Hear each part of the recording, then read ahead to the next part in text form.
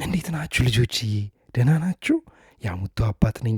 ዛሬም አዲስ ተረት ይዤላችሁ መጥቻለሁ። እናትና አባታችሁ ደግሞ ጎበዝ ናቸው፣ ምንም አይረብሹም፣ በጣም ጎበዝ ልጆች ናቸው ብለው ስለነገሩኝ ሌላ አዲስ ተረት ይዤላችሁ መጥቻለሁ። ዛሬም በደንብ ጸጥ ብላችሁ አዳምጡኝ እሺ ጎበዞች።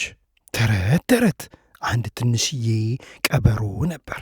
ይህ ቀበሮ ታዲያ ብዙ ጊዜ አንዳንድ ነገሮችን ለማድረግ ይፈራ ነበር እና በአይምሮ ሁልጊዜ መቼ ነው ጠንካራ መሆነው፣ መቼ ነው ደፋር መሆነው፣ መቼ ነው ጎበዝ መሆነው እያለ ያስባል። አንድ ቀን ታዲያ ምን ሆነ መሰላችሁ? ቀበሮ የሚኖርበት ሌሎች እንስሳቶችም የሚኖርበት ጫካ ውስጥ በጣም ብዙ ዝናብ ሊዘንብ ነው። በጣም ብዙ ጎርፍ ሊመጣ ነው። ስለዚህ ሁሉም እንስሳቶች መርዳት አለብን ዳክዬዎችን ተባለ። ከዛ ሁሉም እንስሳቶች ስራ ተሰጣቸው። ትንሽዬው ቀበሮ ግን ምንም ስራ አልተሰጠው ነበር። ሲያዩት ትንሽዬም ቢሆን ግን ሊረዳን ይችላል አሉና አሰቡ ሌሎቹ እንስሳቶች። ከዛ ምን አሰቡ? ትንሽዬዎች ዳክዬዎች ከውሃ ውስጥ የሚወጡበትን ድልድይ ትንሹ ቀበሮ እንዲሰራ አሰቡ። ከዛ ነገሩት። ትንሹ ቀበሮ ደግሞ እኔ ግን እኮ በጣም ትንሽ ነኝ፣ እንዴት ነው ይህንን ድልድይ የምሰራው? ደግሞ በጣም እኔ እፈራለሁ አለ። ሌሎቹ እንስሳቶች ግን አበረታቱት።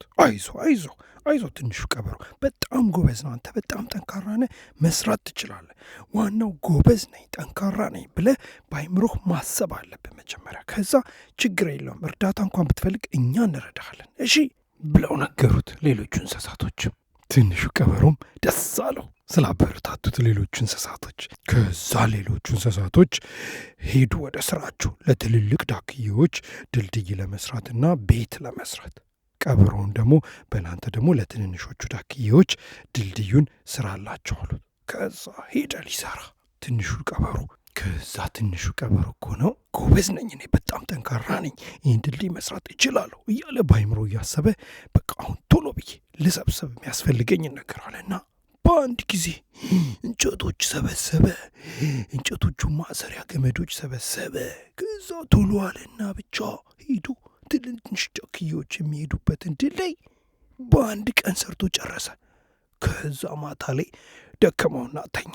እንቅልፉን ከመተኛቱ በፊት ግን በአይምሮ በጣም ደስ አለው። ለካ እኔ እንደዚህ ጎበዝ ነኝ፣ ለካ እንደዚህ ጠንካራ ነኝ፣ ዝም ብዬ ነበር ለካ ሌላ ጊዜ የምፈራው፣ ለካ ጎበዝ ነኝ ብሎ አሰበ።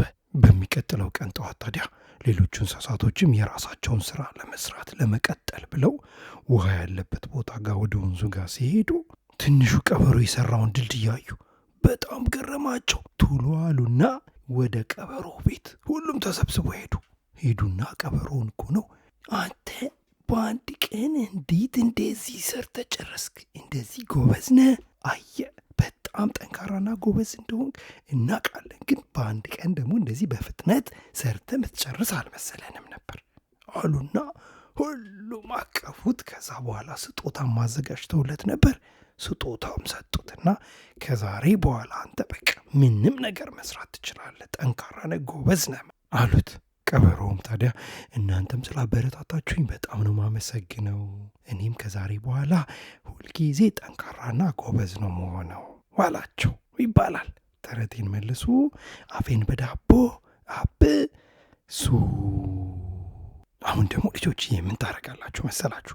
ለእናታችሁ ወይም ለአባታችሁ ከዚህ ተረት ስር አንድ ሰብስክራይብ የሚል ጽሑፍ አለ፣ እሱን ጫን በሉ ብላችሁ ንገሩልኝ። እንደገና ደግሞ ካጠገቡ የአውራ ጣት ወደ ላይ ምልክት አለች፣ እሷንም ጫን በሉ ብላችሁ ንገሩልኝ እሺ። እናትና አባታችሁ እንደዚህ ካረጉ ብቻ ነው አዲስና የሚጣፍጥ ተረት ይዤ ስመጣ ማወቅ የሚችሉት እሺ ልጆች። ለዛ ነው የምትነግሯቸው። አደራ በጣም ነው የምወዳችሁ። ቻው።